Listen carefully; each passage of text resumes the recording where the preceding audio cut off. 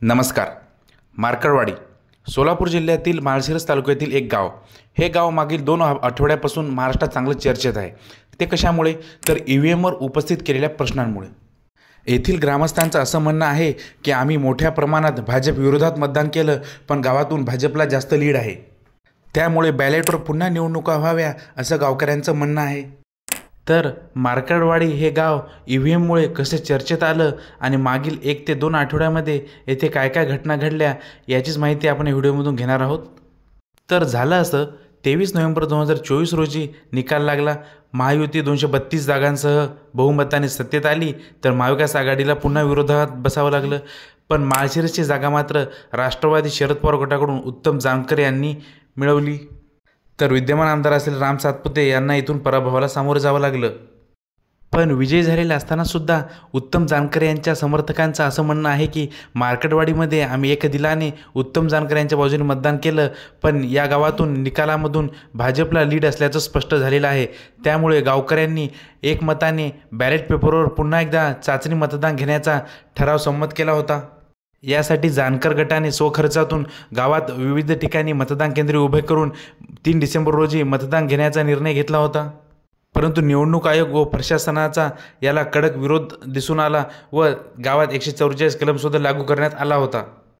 यानंतर शरद पवार यांनी मार्कडवाडी गावाला भेट देऊन पत्रकारांशी बोलताना ते असे म्हणाले की मार्कडवाडी गावातील ग्रामस्थांनी एकत्रितपणे ईव्हीएमवर संशय घेतला असेल आणि त्यांना वाटत असेल की आपण दिलेली मते चुकीच्या पारड्यात पडली आणि ते स्वखर्चाने व स्वइच्छेने बॅलेट पेपरवर मतदान घेऊ इच्छित असतील, तर त्याला प्रशासनाकडून विरोध व्हायला नको. उत्तम जानकरांचंही तेच म्हणणं होतं. आम्ही बॅलेट पेपरवर निवडणुका घेणारच. प्रशासनाने कितीही विरोध केला, लाठ्या काठ्या घातल्या, गोळ्या झाडल्या, तरी गावकरी मतदान पार पाडणारच. याउलट भाजप उमेदवार असलेले राम सातपुते यांनी ईव्हीएम समर्थनार्थ मेळावे घेऊन रान पेटवण्याची तयारी केली. स्वतः पराभूत झालेले असूनसुद्धा ईव्हीएमवरील मतमोजणी ही कशी योग्य आहे हे त्यांनी मतदारांना पटवून देण्याचा प्रयत्न केला. व तोडीस तोड उत्तर म्हणून 10 डिसेंबर रोजी गोपीचंद पडळकर व सदाभाऊ खोत यांच्या नेतृत्वाखाली मार्कडवाडी गावामध्ये मोठा भाजपचा मेळावा घेण्यात आला. यामध्ये भाजपचे जतचे आमदार गोपीचंद पडळकर बोलताना असे म्हणाले की शरद पवार यांना जर ईव्हीएमवर संशय असेल तर त्यांची मुलगी सुप्रिया सुळे व नातू रोहित पवार यांचा त्यांनी पहिले राजीनामा घ्यावा व नंतर बाकीच्या मतदारसंघात फिरावं. बहुजनांच्या आमदारकीवर डोळा ठेवून शरद पवार एका बहुजनांच्या आमदारकीचा घात करू बघत आहेत, अशी प्रतिक्रिया त्यांची होती. तर दुसऱ्या बाजूने सदाभाऊ खोत यांनी शरद पवारांवर जोरदार हल्ला करत त्यांच्यावर जहरी टीका केली व ईव्हीएमला आपलं समर्थन दर्शवत मोठा मेळावा पार पाडला. तर मागील काही निवडणुकांमध्ये मार्कडवाडी या गावामध्ये कोणत्या पक्षाला किती मतदान झालं होतं याची आकडेवारी बघूया.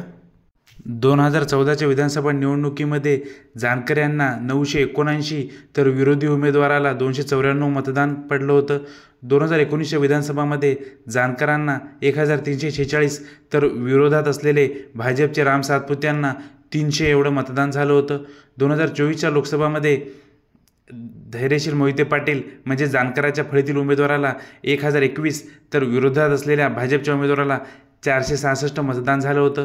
2024च्या विधानसभा निवडणुकीमध्ये जानकर प्रथमच मायनसमध्ये जात त्यांना 843 तर विरोधात असलेल्या भाजपच्या राम सातपुते यांना 1003 एवढं मतदान झालं होतं.